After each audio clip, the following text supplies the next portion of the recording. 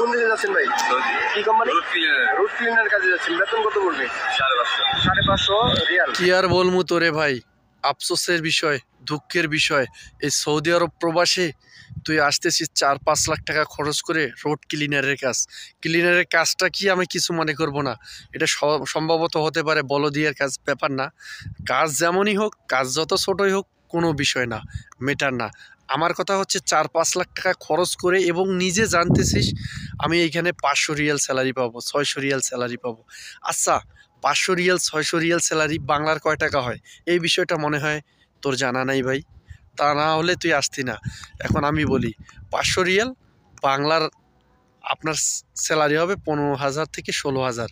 আচ্ছা, এইখানে যে তুই কোম্পানিতে আসতেছিস এটা ঠিক আছে, থাকার জায়গা পাবি, খাওয়াটা কিন্তু নিজের খাইতে হবে। আচ্ছা, একটা মানুষের খাইতে গেলে কয় টাকা লাগে এটা কি জানিস ভাই? অবশ্যই জানিস না। কমপক্ষে সৌদি আরবে 300 রিয়াল লাগে।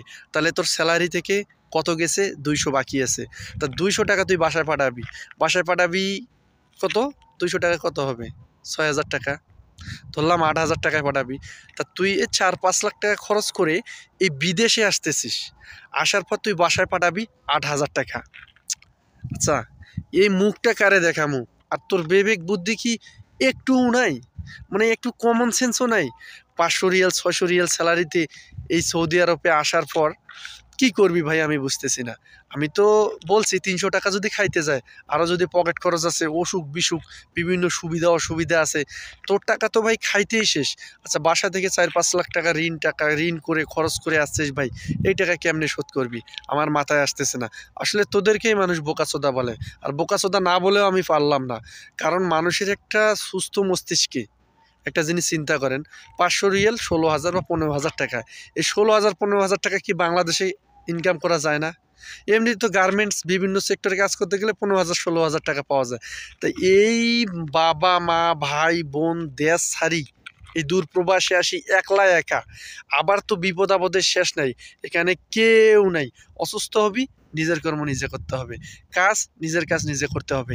তুই বিপদে পড়ছিস, কেউ আসবে না, কারণ আমরা বাঙালি। বাঙালি কখনো বিপদে আসে না, একটা জিনিস মাথায় রাখবি। আর আমার একটা জিনিস মাথায় খুলেতিস না, 4-5 লাখ টাকা খরচ করে কেমন করে কিভাবে ঠিক প্রবাসে আসে 500 রিয়াল স্যালারির জন্য, 15,000 টাকার জন্য। আসলে বিদেশ কি শখের জায়গা? বিদেশ তো আপনাদের কাছে শখের জায়গা, এই যে এই ব্যক্তির কাছে শখের জায়গা, কারণ সে নিজেই জেলখানায় ঢুকতেছে, তাই তার জন্য শখের জায়গা না? তা ভাই এত টাকা খরচ করে আসি 15,000 টাকা থেকে, এরপরে কি ইনকাম করবি আমার মাথায় আসতেছে না। এই রোড ক্লিনারের কাজে এমন কিছু জায়গা আছে, এমন কিছু সুপারভাইজার বাঙালি পাবি, হয়তো ডিউটির উপর ডিউটি করতে শেষ, বাড়তি যে কাজ কাম করবি সৌদি আরবের এই পজিশন নাই। এর মতো বোকাচোদা কেউ হন না ভাই, সবাইকে বলে দিলাম।